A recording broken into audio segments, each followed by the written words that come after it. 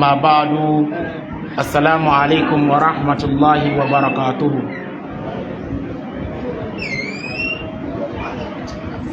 Who is still making noise?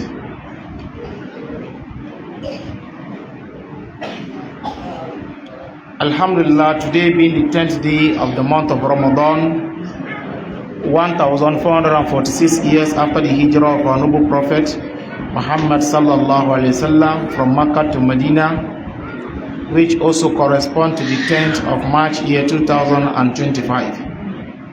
Inshallah ta'ala, today is the day we have set for question and answer session, inshallah. So for those of you who have a question, especially regarding those things that we have discussed in this year's tafsir, or any other concern of yours that you may want clarification, inshallah ta'ala, we'll be hoping that we have the answer to your question. And in the advent that we do not have the answers, we will not hesitate to raise it to those people whom Allah Azza wa Jalla has placed above us, so that we will fetch the answers for you, inshallah. May Allah Azza wa Jalla, may He grant us beneficial knowledge.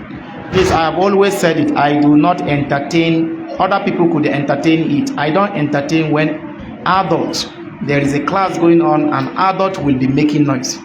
It does not show any form of respect or any form of seriousness.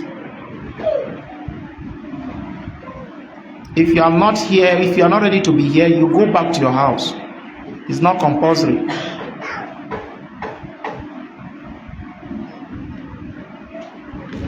While we will be awaiting other questions, a question is here. I believe this is coming from a sister. She said, Assalamu alaikum. May Allah reward you. Ameen. My question is regarding the responsibility of a husband towards his in-laws in Islam. I have heard that it is not compulsory for him to take care of them. But in the situation where the wife is a full housewife and cannot earn money to support her mother, I'm struggling to understand this mindset. May Allah Azza wa Jalla, may He make it easy for us.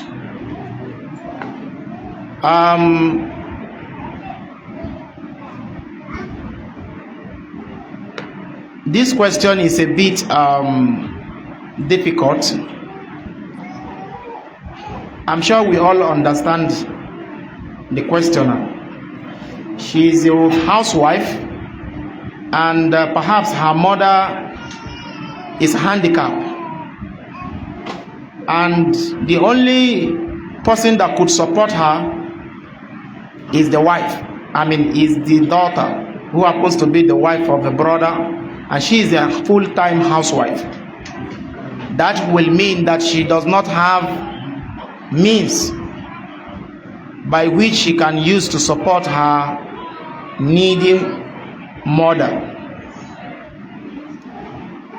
So she is asking, what is the way out of this? This is what I understood from the question. Of course, it is not a primary duty of your husband to provide for the in-laws. That it is not a primary duty for him does not mean that if he is capable of doing that, he should not do that. Especially in the condition whereby you know that your wife is a full-time housewife and the mother is in need. So in that case, wisdom demands that the husband give out some stipend, if Allah make it easy for him. لِيُنْفِقْ ذُو سَعَةٍ مِنْ سَعَةِ وَمَنْ قُدِرَ عَلَيْهِ فَلْيُنْفِقْ مِمَّا آتَاهُ اللَّهُ لَا يُكَلِّفُ اللَّهُ نَفْسًا إِلَّا مَا آتَاهَا. So you do to the best of your ability. If Allah make it easy for you, you can place them on salary. Why not? 50,000 naira every month. as a good in-law that you are. But if it is possible that things are not also flowing for you, I will urge such kind of brothers in these categories to give some room for the wife to be able to earn some income by which he can be able to send something to the mother as well. I hope you understand. So this is very, very important. All you just need to do is to discuss with your husband. If indeed this is actually happening, you should discuss with your husband. Let him know. Let him know your situation, the situation of your family, and the fact that your mother is in need of support. I am sure that a responsible husband will find a solution to that, inshallah. If it is either by allowing the wife to do some work that could earn her income by which she can use to support the mother, or he himself will have to do that. And aside this, I will always advise our brothers that in spite of the fact that it is not your duty to take care of them, it is not also out of point that you should extend hands of generosity to the parent of your wife, that is your in-laws. If Allah make it easy for you, once in a while, send something to them. It is not out of point. May Allah Azza wa Jalla, may He provide the means by which we can extend hands.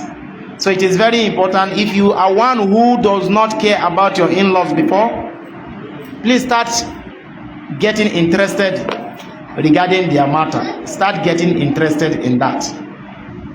Because I know some brothers that after they get married to their wife, they have nothing to do with the what? With the in-laws. And most times this could bring friction, because it will be as if you do not care about them. After you have taken your wife, that is all. So please make it a duty to always make sure that that relationship is always there. In fact, if the relationship is good, your mother-in-law or your father-in-law will be the one to even ask from you. They will ask from you. And please, when they do ask from you, do your best and let them know that this is the best you can do, and they should be patient with you. May Allah Azza wa Jalla, may He grant us wisdom.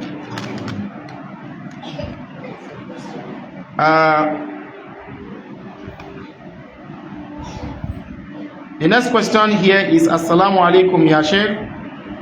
Sorry, I am not Sheikh. Can call me Ustaz Isa. But Sheikh, no. We do not have Sheikh here. We are students of Sheikh. So please, whoever is writing henceforth should correct that notion. Not Sheikh. Sheikh has two meanings. Sheikh means an old person, and I am still very young. And it also means a very knowledgeable person, and I'm still a very small student. So I can't accept that title.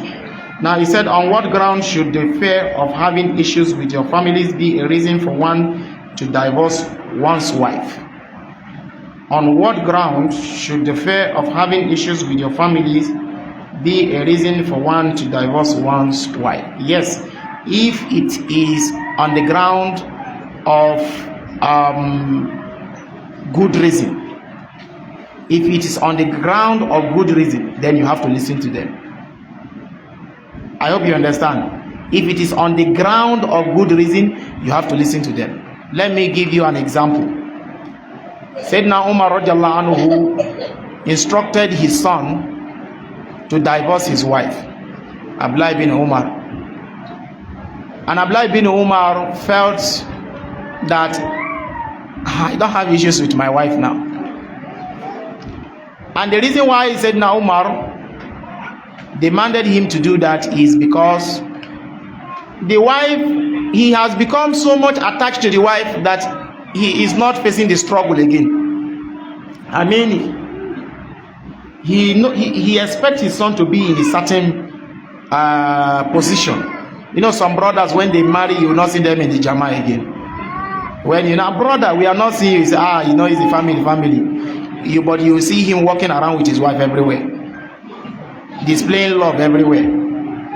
So this is similar to what was happening to the household of Abdullah ibn Umar, and Sayyidina Umar radiallahu anhu now suggested to him or instructed him to divorce his wife, to separate from his wife.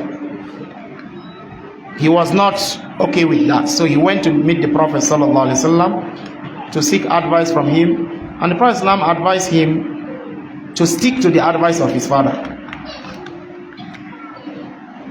I hope you understand. Except you want to have a problem with your father, because your father has a genuine reason. That is why I said, on the ground of having genuine reason. This thing, heat is already.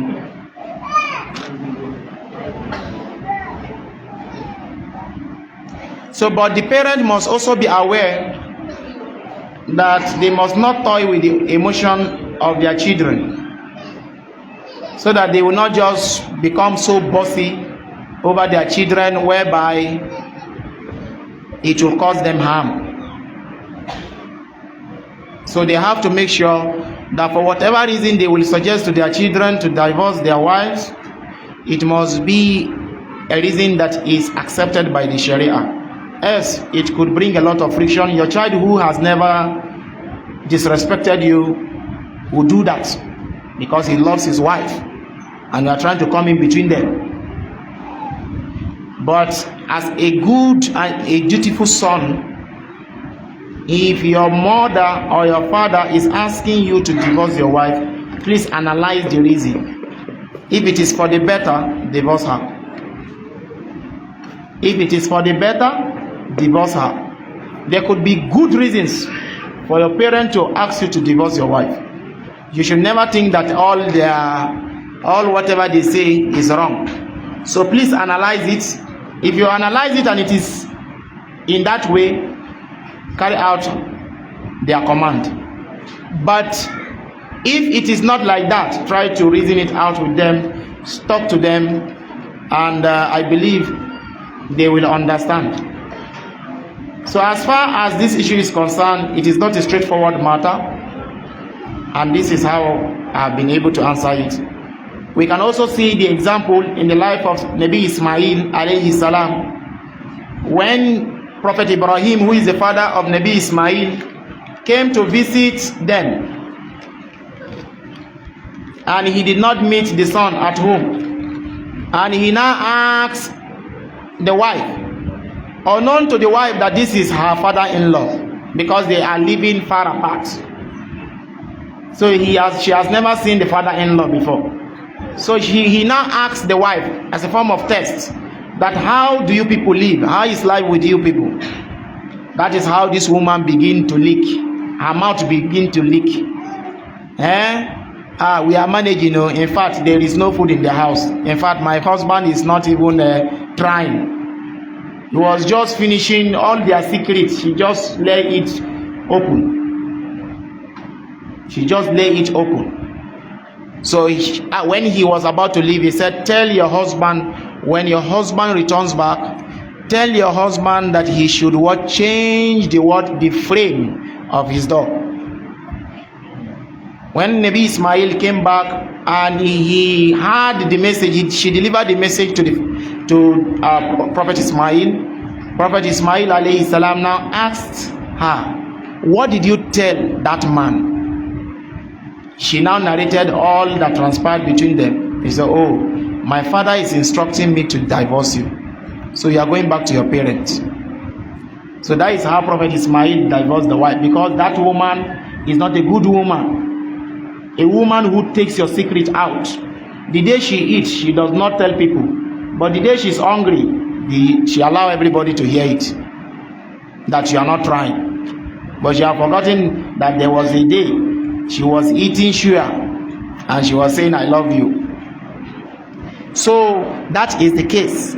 So I hope you understand. So do not say that on no condition can your parent tell you to divorce. There could be a very good reason that is accepted by the Sharia. Wallahu ta'ala alam. Naam? Okay, ask the question.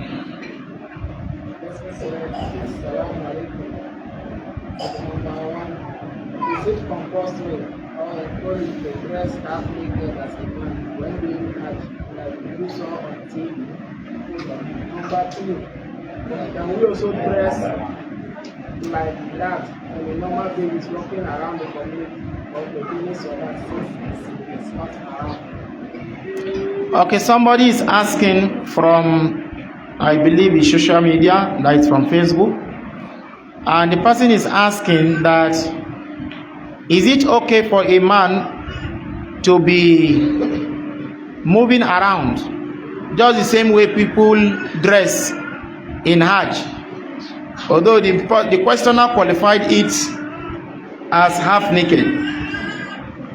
I don't know the meaning of half naked.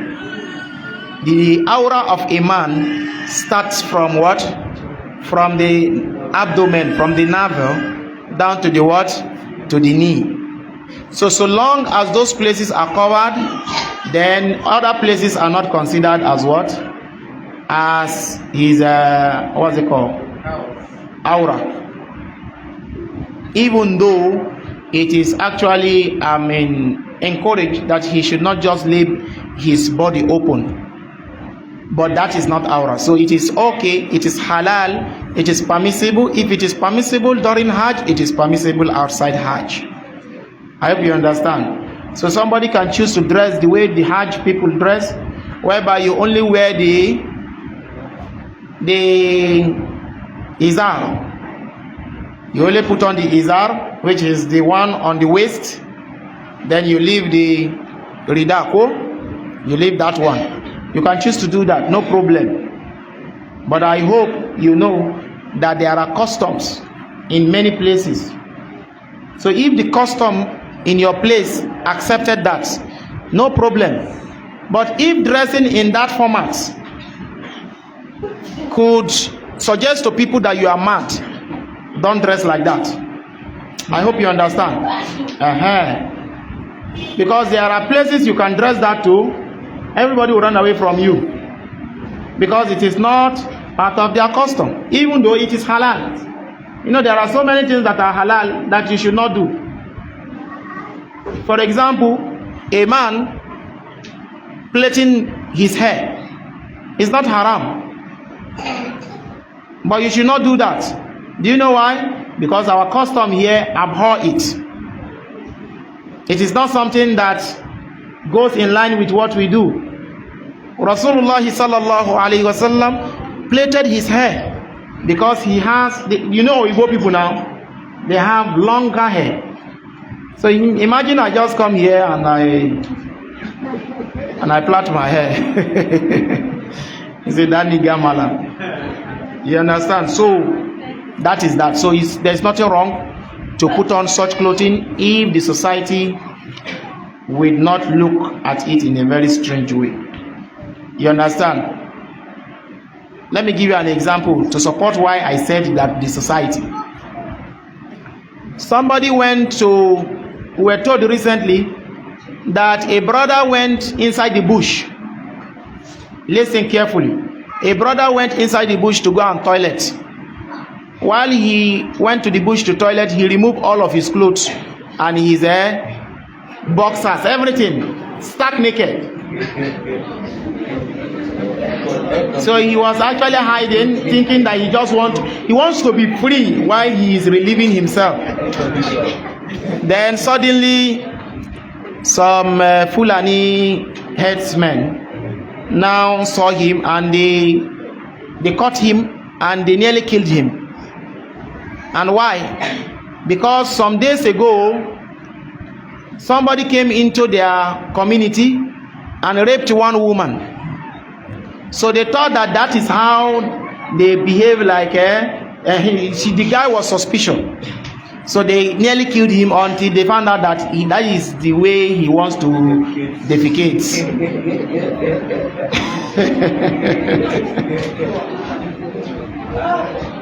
Now somebody is asking that, is it allowed to pray with a singlet?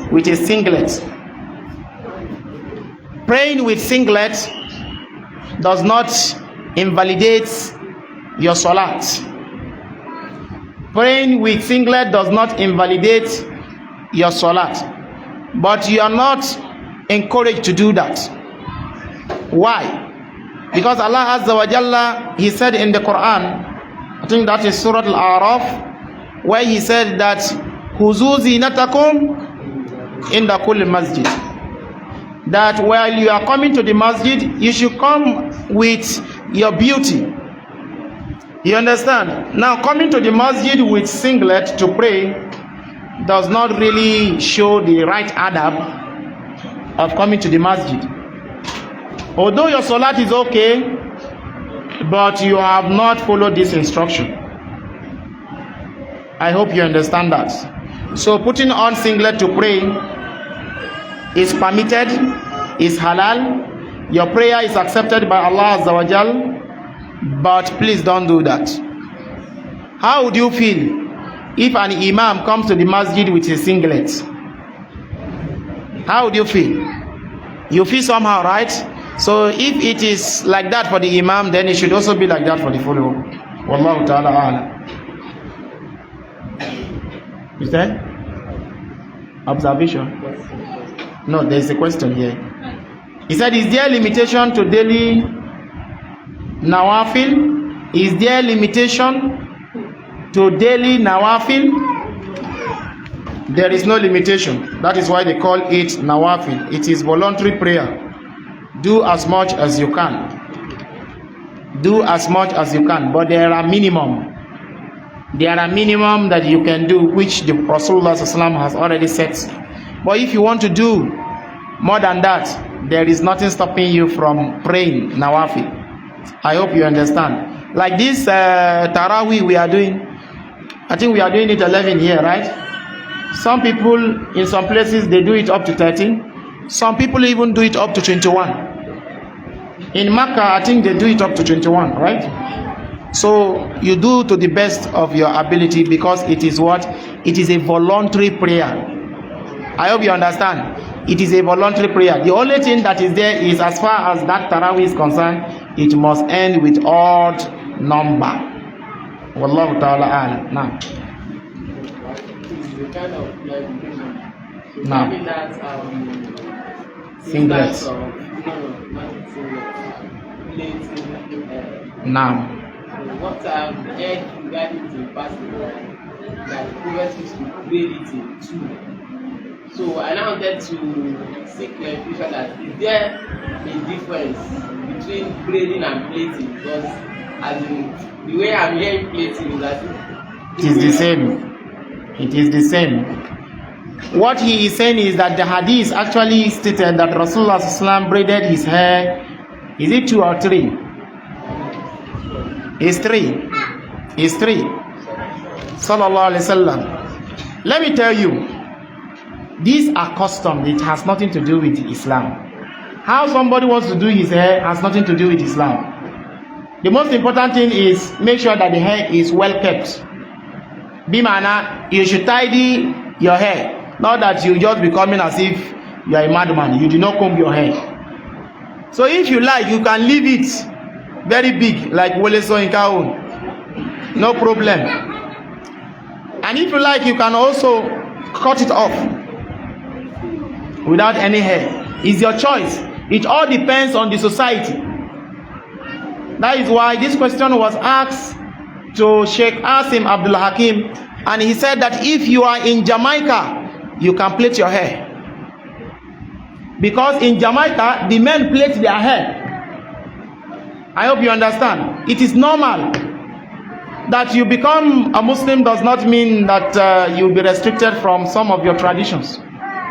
So hair has nothing to do with, and there is nothing as far as Islam is concerned to prohibit that one should not plait hair. But one thing you must know is this: you must not do something that is what peculiar to women. I hope you understand. Don't do anything that is peculiar to women, because the ruling could change because of that. For example, like I have already said, that plaiting hair is your choice. Is that not so? But it could become haram Why? Because you are now resembling a woman.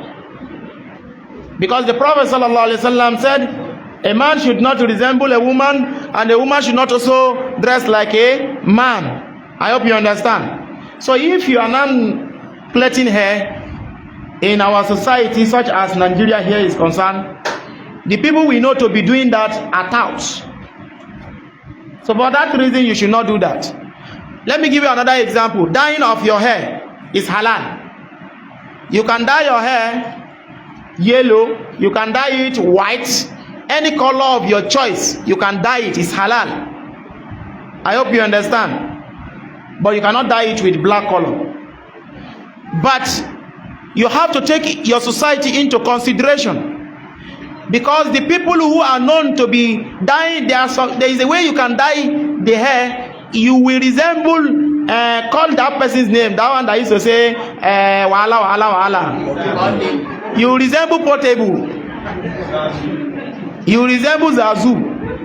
You understand? And the Prophet Islam said, man tashabbaha biqawmin, whoever you resemble, you are part of them. So for that reason, don't do your hair like that. I hope you understand. Let me give you last example. There is nothing to show in Islam that a man wearing necklace is haram. There is nothing to show in Islam that a man wearing necklace is haram. But it could be haram based on the society. Because the people we know to be putting on necklace are the women, or people who are touts. So why are you putting on necklace? I hope you understand. Why are you putting on necklace? Just imagine that as I come to sit down now, I just carry one big necklace like Rick Ross. I stand before you people. Say, we can malak this one now. You understand? So don't do that, because you have resembled the people who are wayward. That is why this question was asked to Dr. Zakir Naik, and he said that for now, in some society, it could change from being haram to halal, or from halal to haram, depending on the code of life of that particular society. I don't know whether I'm communicating. Let me give you one last example. In some society, a woman putting on trouser is considered as a shameless woman. In some society, a woman putting on trouser is seen as a shameless woman. So for that reason, a woman should not put on trouser. Because in that kind of society, they believe that the trouser is meant for who? It's meant for men. So why should a woman be wearing trouser? But in our own society here, our women, they wear trousers. That is why you see, if not that Indians are becoming to, accept the Western culture now. In those days, Indians, they don't put on, their women don't put trouser. What they wear is skirts. Our women, in those days, they don't even accept trouser. What they wear is what? A very large wrapper. Is that not so? So it is society that is evolving, changing. And because of that, the ruling continues to change. Wallahu ta'ala a'lam. Somebody is asking a question here. He said that my question goes like this. Assalamu alaikum. Alaikum salam.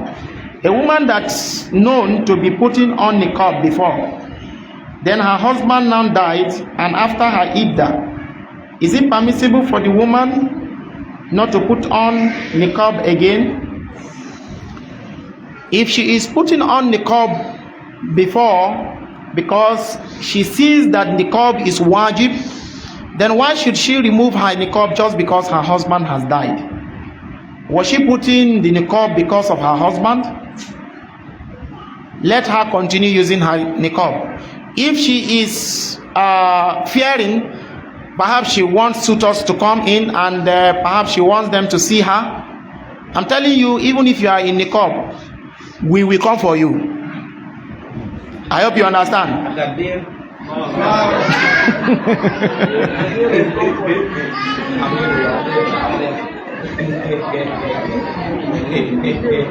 So even if you are in niqab, what did I say? We will come for you. So don't remove your niqab, please. We are encouraging our sisters to be putting on niqab, even though I do not believe that niqab is wajib, but it has a lot of benefit. Wallah, you would have taken part of the problem away from the society. So please, our sisters, maybe perhaps one of these days I need to do a giveaway of niqab, but you must promise me that you will use niqab. You understand? Anybody who wants to use niqab, I will provide niqab for that person, inshallah. But if I give you niqab, you must use it too. So please, and niqab is not something that you do occasionally. Please, when you want to put on niqab, please respect that niqab. Respect the niqab. So, but if you are putting it on before, not because of the fact that it is compulsory, and you choose to remove it, there is nothing wrong with that. But please don't remove it. Like I said, even if it is because you want to marry, inshallah, we will come for you. Now, number 2, there are so many of our sisters who married and they never removed their niqab. So please, there is no need of you removing your niqab. A question said that the story of Julaybib, when he died, is it compulsory for her wife to do her iddah? Is it compulsory for her wife to do what? To do her iddah? Of course. Perhaps you have forgotten when I told you that if a man marries but he has not had any intimate relationship with the woman and there is divorce,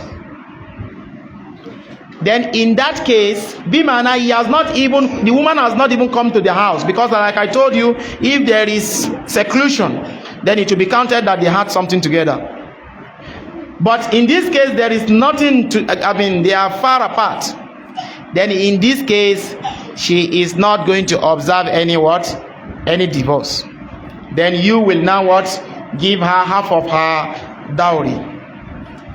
But if it is that you people have not had anything together and you now died, irrespective of whether you had anything together or not, you will have to observe your iddah. So by that, we will say that the wife of Julaybib has to observe her iddah. And of course, she observed her iddah in the story. The next question says, in salat, when you conclude your salat by saying the first salam, then to the second salam, you now fart the air. Okay, then to the second salam, you now fart the air. That your salat, is it still intact? Once you say assalamu alaikum, this one, your salat is already end. That is why they said the first one is wajib, the other one is sunnah. Bimana, it is only mustahab. So if after you have already done this one, on going to the other one, you now that one, your salat is intact.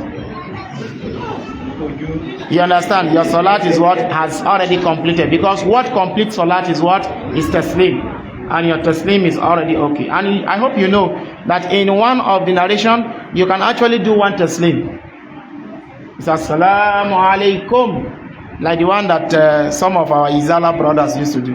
Assalamu alaikum. There's nothing wrong with that.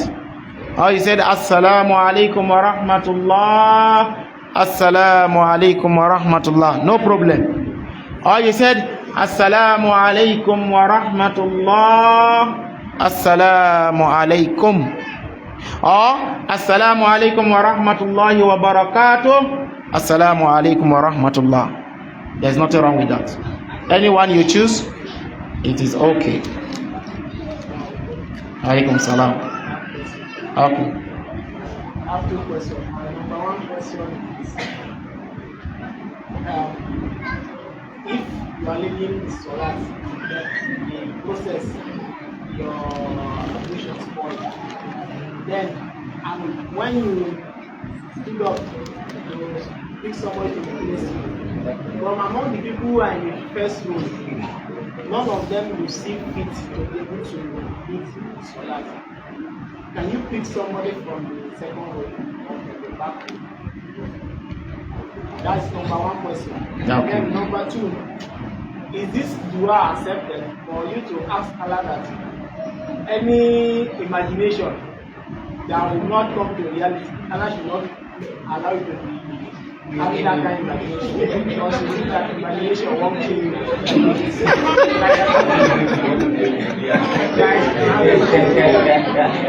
You imagine very big thing, you want to take all your family members to have. All those kind of things. Let's listen, please. And inside you, and you know that there is some of it is not realistic. So when you ask Allah that, okay, Allah, so any imagination, you know that it should not be, and it should not be, and it should not come to reality. Please don't allow me to imagine, because it might come me to water. Okay. The first question is, you are praying and suddenly you as the imam, your salat become invalid as a result of farting the air. Now you want to pick somebody from the back to go to the front, and you now check and none of them is deemed fit to lead the salat. Can you go to the second row to pick somebody? No. It is sufficient for you to pick that person who is at the back. What do you mean that they are not fit to lead the salah?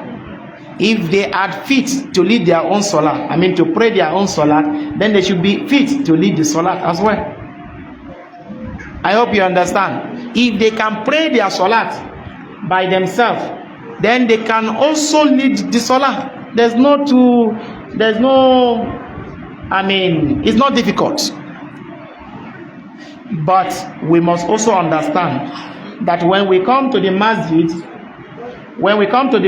the people that should be at the back of Imam, please, we should listen. The people that should be at the back of Imam should be people who can actually represent the Imam too. Don't back people who are smoking Ubo, or in fact, Jacobans for your back, or little children. They may not even know what to do. I hope you understand. You can be picking them and they will say that, Imam, what happened now? because they did not what? They did not understand. He said, Imam, what happened? What did I do?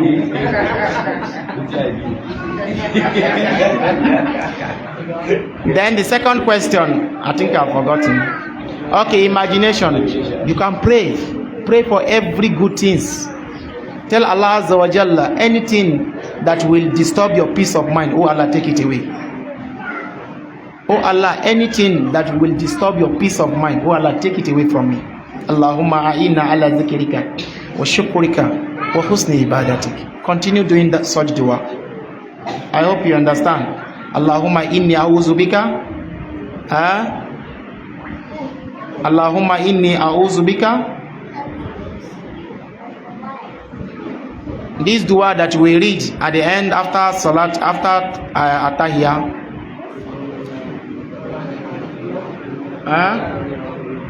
Who is talking? I'm just hearing sound. I didn't see the nice. Allahumma inni a'udhu bika min azabin nar wa azabil fil qabr wa min fitnatil masih dajjal wa min fitnatil mahya wal mamat. All these are dua that actually takes away worries. You understand? And please, we should stop worrying too much. I hope you understand. Take life as it comes. Take life as it comes, so that you will not use hypertension to kill yourself before the reality comes to you. I hope you understand. If Allah Azza wa Jalla, where He has placed you, is where you are. Just ask Allah Azza wa Jalla to grant you provision and work towards it. But do not use thinking to kill yourself, because you should know that what will be, will be. I hope you understand. What will be, will be. So people are definitely going to get rich, and people are definitely going to remain poor. And the ones who are poor, it is not out of their own doings. And the ones who are rich, they are only lucky that Allah Azza wa Jalla make them so. The most important thing you should be thinking about is that whether you are rich or you are poor, it is a test. If you are rich, it is a test. That money is a test. If you are poor, it is a test as well. That is why some people fail their test and they go and carry their mama to go and do juju. At the end of the day, they don't still get money. A question is here. He said, Assalamu alaikum, ya Ustaz. Please, is it part of Qadar that generational curse can transfer to the offspring? Just like, example, when a parent has lived a bad legacy, can it affect their children when the children start misbehaving back to their family? Is haram for them? Although I did not understand the last point, but let's understand that is it part of Qadar that generational curse can transfer to the offspring? Yes. What did I say? Yes. Generational curse can transfer to the offspring. So that is why you have to be very, very careful in what you do. Because what you do, you may survive it, but your children may not survive it. Haven't you seen some family? They will say, don't go there. Where are you going? That family, since their great grandfather, their life no better. It happens. The same way good legacy could also affect your children, bad legacy can also affect your children. Where is the evidence? In Surah Al-Kahf, you still remember the story of Prophet Musa alayhi salam and Hidir? When Prophet Musa alayhi salam,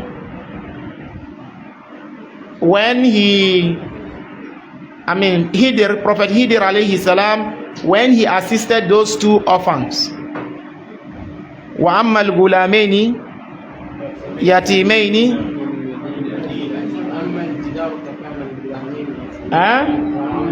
wa ammal jidar fakana li gulamaini yatimaini. So if you go to the Surah Al-Kahf, you will see a story there of some little children, two children.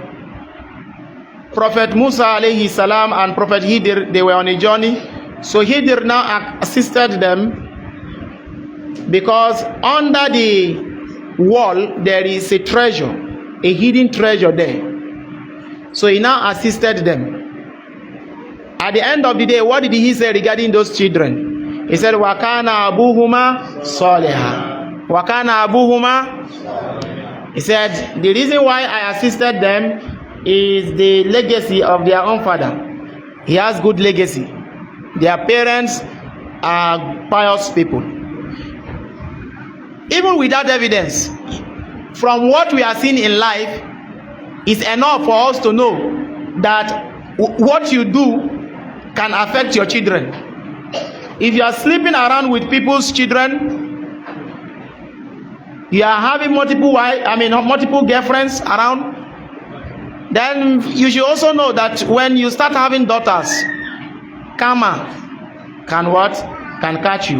You know when they say karma, bimana kama tadinu. So the same way you do to others, it will be done to you too. I hope you understand. So that is why it is always good to have good legacy, so that even your great grandchildren will be benefiting from that. I hope you understand. So that is it. Wallahu ta'ala a'lam. Now.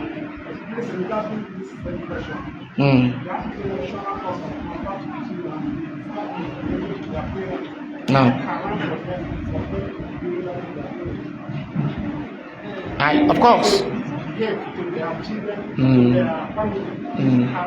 You mean will they be committing sin? Of course, it is a sin. It is haram for them to do that. You understand? It is haram. What is saying, for example, now, let me give you an example. For example, you are such a person that you don't respect your parents, and your parent now lay a curse on you. That since you are doing me like this, you are doing me like this, your children will also do that to you. You know, the worst is for your parent to lay this kind of curse on you.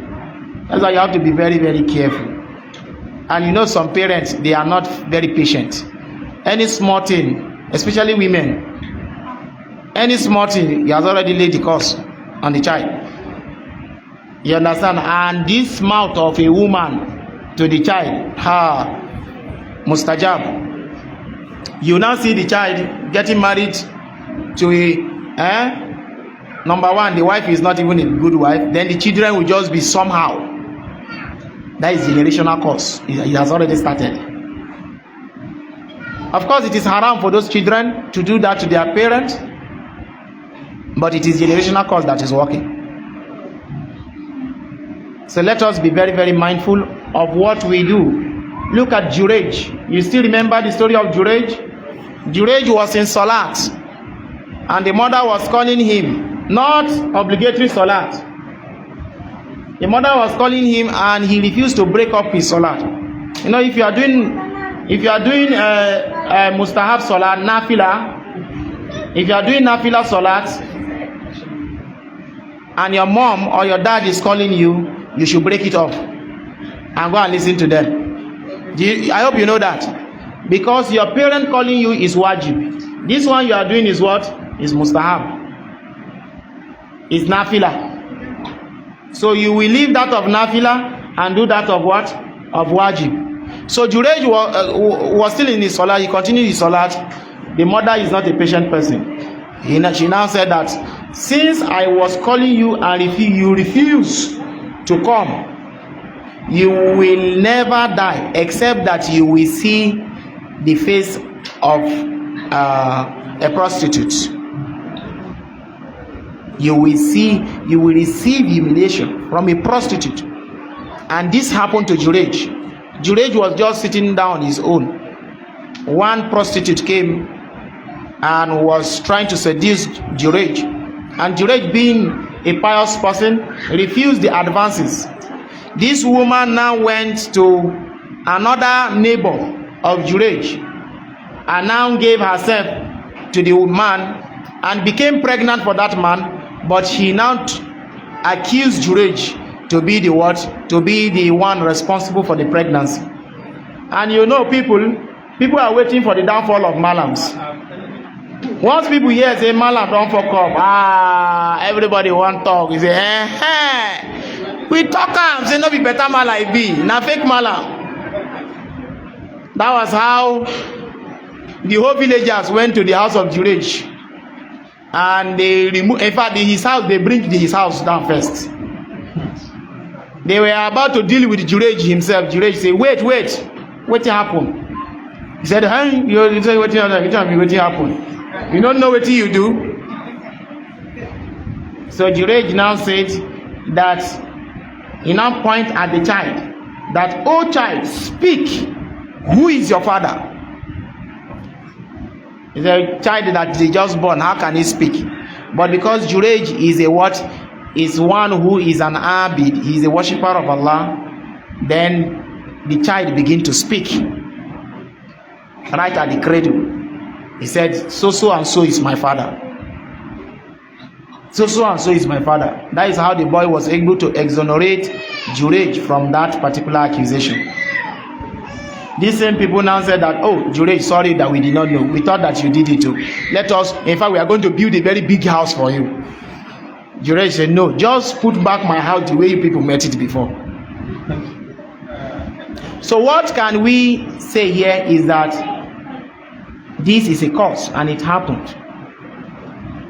It's a curse and it happened.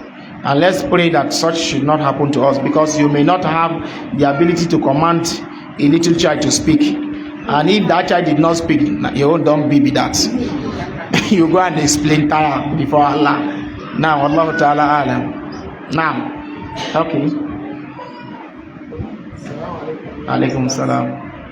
If divorce is third one, is it still compulsory for the woman to observe that since the man cannot take her back until she gets married to another one? Please repeat it again. Assalamu alaikum, ya Ustaz. If divorce is third one, is it still compulsory for the woman to observe the iddah since the man cannot take her back until she gets married to another one? Okay, a brother is asking that you have already divorced and it has already reached up to three times. Does the woman needs to do any iddah? No more iddah for her. She's going. That is why we said at-talaq marratan. So you only have that two choice. Once it reaches third, you cannot revoke it again. You cannot bring it back. So she will have to go and she will not observe any iddah. What's the point of iddah again? Remember the 2 points of iddah. The reason why we observe iddah or why the women observe iddah is two, right? Number one, to ascertain that everything is what? And number two is what? Reconciliation. Now there is no room for reconciliation. Now as for the other one, that is why divorce can only happen after what? After menstruation. You cannot divorce a woman in her menses. So divorce will only be pronounced immediately after menstruation, then you divorce. So that by that you know that everything is what? Everywhere is okay. So she go. Then there is something that I need to also point out here. Some of us will say that unless you go and marry another man, what are you saying? Sometimes she will go, she don't go be that too. If it is that you are praying that she will go and marry another man, make that man can't get problem with her, make she divorce because she will not be coming to you. Let me tell you, she can even divorce that man and marry another man, not coming to your house again. Maybe say she dey happy, say she don't even come out. But if Allah make it easy, that Allah join your faith back again, not that you are the one that now formulate it, because some men are formulating such thing. They know that it is haram for them to now marry their wife. They will now go and speak to their friend to come and marry their what? Their former wife. So that after marrying her, he will now divorce her, then he will now pick his wife again. Which kind were you?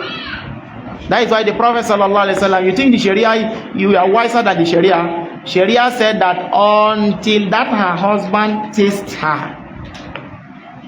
So if you want your friend to go and taste your wife, now you sabi, you don't get sense with that. Okay, we are still having like 5 minutes. Now.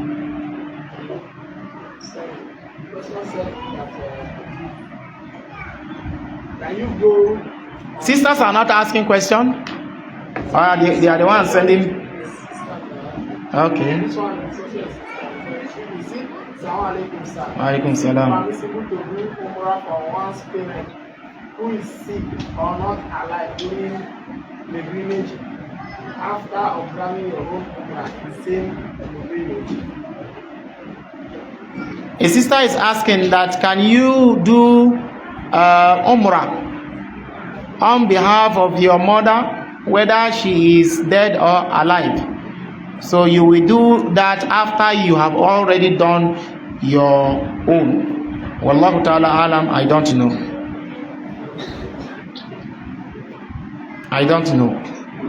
I'm not sure of the answer, so I don't want to speak on that. Now, wa alaikum salam. The story of who? Okay, Dajjal, now.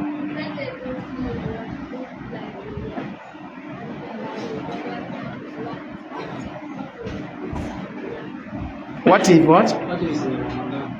What if it is in Ramadan? This boy is asking a very, should we call it a jam question? He said that we read in the past that Dajjal is coming to spend only 40 days. And the first day he's going to be like a span of what? 1 year.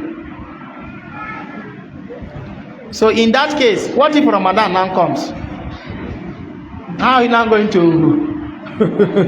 how are you now going to be fasting Ramadan? Wallahu ta'ala alam.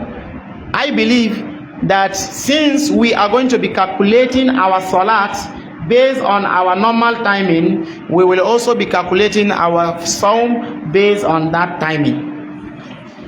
Because even today, there are places in the part of the world, there are some part of this world that are not running 24 hours.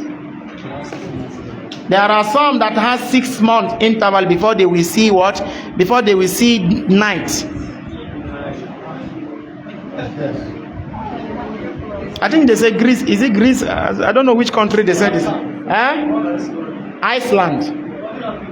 You understand? They said there are some countries, maybe we can go and check on our Google, that there are some country, they are not running 24 hours.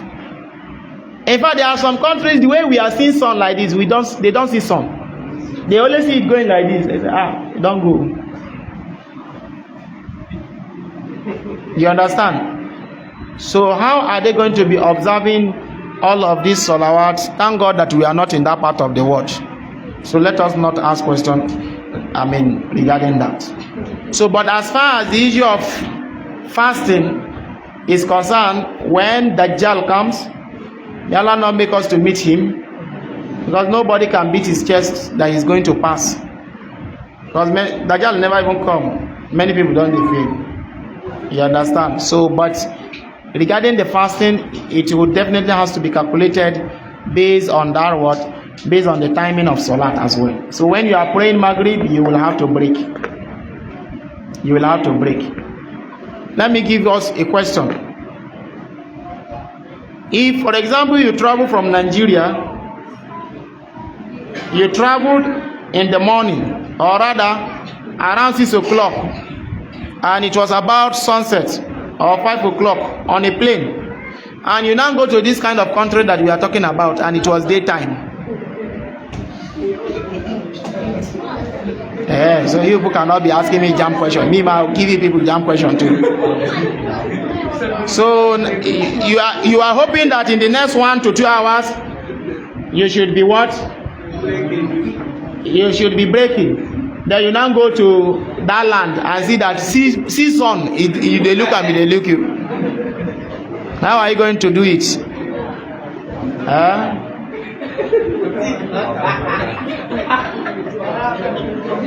Okay.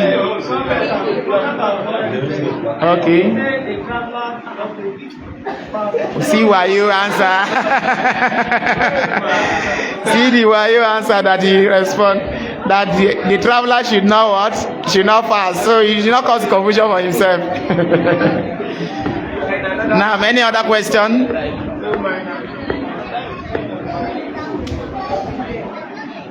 Any other question? Okay, I think in the absence of no more question, we will stop. Here. We ask Allah Azza wa Jalla, the little that we have said here today, may Allah make it beneficial for us in this life and in the day of Qiyamah. Please, we should always be encouraged to ask questions regarding your deen, especially those ones that is difficult for you to know. Ask those who know. Alhamdulillah, we have a lot of our malams available, both within Guida and outside Guida. They can answer your question. Bless Allah Azza wa Jalla, may He preserve us to witness more of this. Inshallah ta'ala, tomorrow we shall continue our Ramadan Tafsir, and I want to urge us to persevere, because you see this period we are entering now. You know, today is 10, tomorrow will be 11. From 11 to 20 is another second phase of Ramadan. Very soon all the people that rush into Ramadan will go and sit down now. The Maslasi will return back to its normal. They will come when Tahajjud starts. Don't be among those kind of people. Persevere. It's just a month. Dedicate it to Allah Azza wa Jalla. We ask Allah Azza wa Jalla, may He reward all of our effort.